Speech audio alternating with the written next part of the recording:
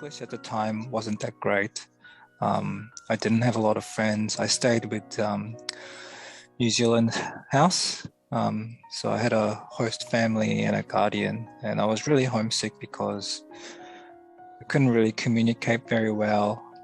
And I had a big culture shock. Everything they were doing, I just had no idea. Like, I had no idea what doonas meant, covers meant. I had no idea about the concept of tuck-ins. What they were eating, how they were living was completely different to what I was so used to. I felt the same way with him because it reminded me of my immigration experience too.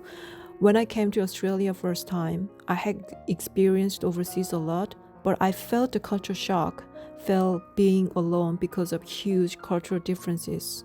And also, I felt sympathy for him because he was way younger than me. I can't imagine how 11 years old boy handled the new world, which is completely different to what he used to live. Which is the best.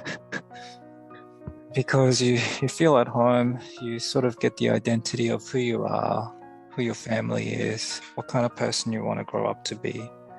You have sort of role models, but staying away for so long with other families, different families, you have sort of identity. Home and family play a significant role in forming children's identity. I feel I'm privileged because I stayed home with my parents till I graduated high school. I have many cousins, aunties, uncles, so I felt I belong to this big family. And my families are all Buddhist. Our religious belief let us care people in need, homeless, abandoned children. So from my childhood, the family backgrounds influence forming more than humans others' perspectives. New Zealand also didn't feel home, and Australia also didn't feel home, and it's just because I'm not used to the culture in any of those places because I've never lived in one place for too long to get used to the cultures, the way of things done. So in those senses, it never really felt truly home in any of those places, no matter where I went. It wasn't until I had a family of my own that I had responsibilities, sense of belonging.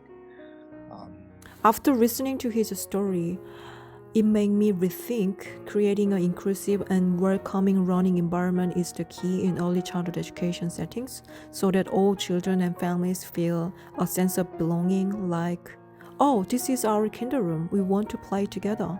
As a result, I can build a strong relationship with families and children.